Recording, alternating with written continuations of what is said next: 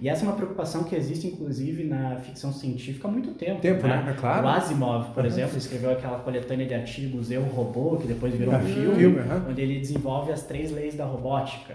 Essas 3 leis da robótica que foram desenvolvidas na ficção científica, elas são aplicadas até hoje no desenvolvimento de robôs, na prática. De tão influentes que elas são. Tá? Que é aquela ideia de que o robô ele não pode fazer mal a um ser humano, o robô ele tem que respeitar o que o ser humano diz para ele, a não ser que isso entre em conflito com a primeira regra, que é não fazer mal para um ser humano. Então, você falar para o robô, vai lá e bata no Leonardo. O robô não pode fazer isso, porque entra em conflito com a primeira regra. O robô ele pode tentar defender a sua própria existência, desde que também não entre em conflito com as outras regras. Então, se ele, para conseguir subsistir, ele precisa matar um ser humano, ele não pode fazer isso. É um código moral. É um código moral dos robôs que hoje também pode ser aplicado para a inteligência artificial. Mas alguns autores já estão começando a problematizar isso e falar, olha, falta também o lado humano dessa equação, né? Porque a gente está falando, direcionando essas regras para robôs.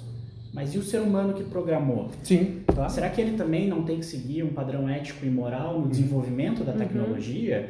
E aí você tem alguns autores falando o seguinte, olha, você pode desenvolver robôs e inteligência artificial desde que não seja com o intuito de substituir seres humanos. Então, assim, o ser humano ele ainda tem que ter a sua supremacia humana. Essa é a ideia, né?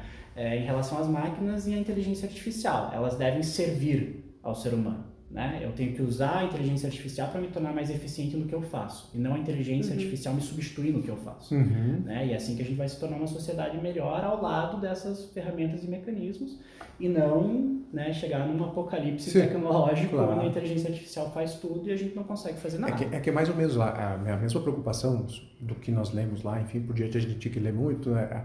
Esse desenvolvimento sociológico, enfim, é mais ou menos como fosse a Revolução Agrícola, depois a Revolução Industrial. Havia a mesma preocupação, né? Só que aqui o tempero é a possibilidade de substituição. Lá era perda de postos de trabalho. Né? Então a ideia era, olha, eu vou perder, mas vou deixar esse indivíduo recolocado e ele com menos esforço conseguirá atingir mais. É óbvio que se a gente tivesse a mesma carpir com uma enxada, com 1 bilhão de chinês, 1 bilhão e 400 milhões de pessoas, só chineses, todos nós morreríamos de fome, correto? Então a revolução veio, o mundo melhorou, enfim, a inteligência artificial também, obviamente, tem todos os seus benefícios, mas aqui ela tem um ingrediente a mais, né, que é substituir. E quando a gente está falando ali, só pegando mais esse ponto para a gente, só eventualmente passar mais uma perguntinha aqui e poder passar daí mesmo para assuntos mais próximos do dia a dia, mas a questão aqui é que quando você também... essa é a minha preocupação.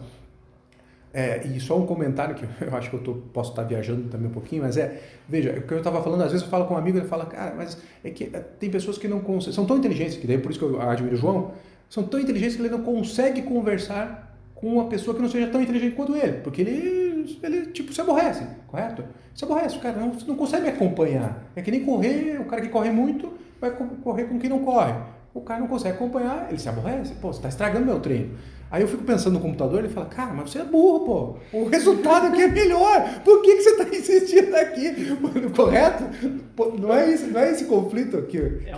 É mais ou menos isso, não é? E é instantâneo, né? Ele consegue fazer todos esses cálculos instantaneamente. A resposta vem na hora.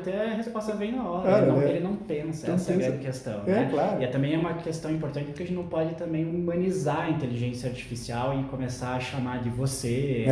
Por favor, faça isso pra mim. E eu faço isso. Você faz isso? Olha aí, uma consumidora eu faço. Meu amor, fala Eu agradeço. Eu agradeço o ChatGPT. Obrigado pelo prompt. Então, eu não posso induzir ele a pensar que ele é um ser, então é isso. Eu vou deixar de educar. Humano, não pode ser, né? E assim, também tem uma questão ética de que a inteligência artificial não pode se apresentar como humano, né? Ela tem o dever moral, ela deve ter essa obrigação moral de se apresentar como inteligência artificial, como programa de computador. Até para não enganar, como a gente estava falando dessa questão de não enganar as pessoas. Então, isso faz parte do nosso dia a dia. Eu vou usar um chat automatizado no aplicativo do banco. Né? Eu estou falando com um assistente virtual. Ele fala, né? Eu sou uma pessoa, virtual. Mas ele tem que falar isso. Mas o ChatGPT já consegue substituir numa linguagem muito mais próxima de um humano, né? Sem dúvidas.